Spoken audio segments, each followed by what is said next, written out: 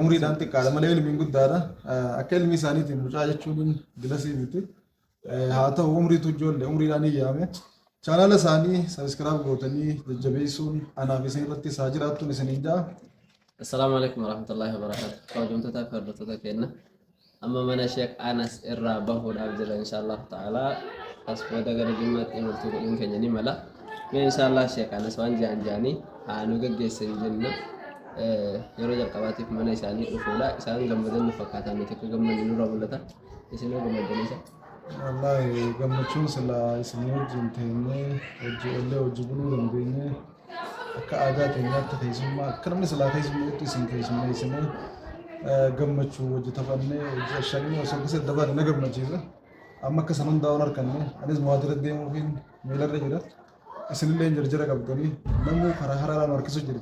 Shughliin addunyaa saniif akka sila namni keessummaadhaaf ta'u isinii ta'uu dhabuudhaaf akka namni keessummaa gatteessee hafuura baafachiisee dadhabbii baafachiisee nyaachisee obaasee yoo sanillee dhabe fuulatti tolee nyaaratti tolee gaggeessutti isin gaggeessuu dhabuudhaaf xiqqoo nan numa dhaga'ama.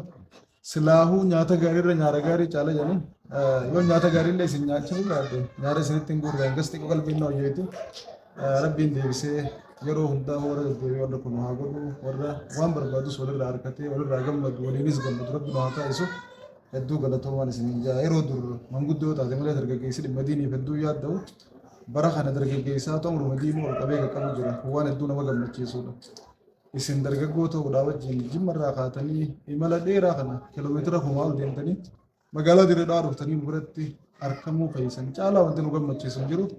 Nuti akka keenyatti hedduu gammanne isin nurraa gammadu baattanis nuuf ammoo gammachuun isinii wajjin wal arguudhaa dargaggeessa diin kaddamuudhaaf tattaafatu arguudhaa nu gammachuudha. Ammoo qaawonni wajjin turuu dhabuu wajjin taa'uu dhabuu xiqqoo namatti dhaga'ama. Haa ta'u akka barana sun taane waa hundaa akkuma baraa gaggeessan jenna. Akki barre akkuma jirutti akki kun akka baraate akki barre kanaaf misilleen akkasuma nu beekaa jechuu barbaadeeti galatooma.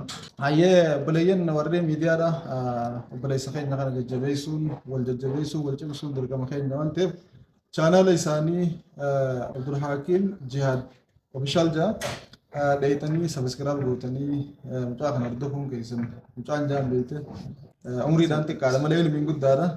Akka ilmi isaaniitiin mucaa jechuun gilasii miti. Haa ta'u umriitu ijoollee umriidhaan iyyaame. Chaanaala isaanii sabiskiraab gootanii jajjabeessuun anaaf isin irratti isaa jiraattuun isiniin ja'a. Hawumaa dhaqaati sirchi godha munashidalleedha nashiidaallee achirra waan isaan isinii kaayan arguu dandeessan daawaa gorsa garaagaraa kan isaan ichi gubbaan isin maxxansan gaafa dheeyitanii hordoftoota isaanii taatan arguu dandeessan. Garuma hundaa'uu namni muuminaa waan khayrii isaa qabu deemee waliif funaanatee itti hojjetee milkii addunyaa akhiraa ittiin gonfachuun dirqama waan ta'eef bakka namni waan gaarii maxxansu jiru dhaqanii irraa qooda fudhachuun gaariidha dhaqaatii qooda irraa fudhadhaa isin jenna. Inshallah. Gara Hayyaa kun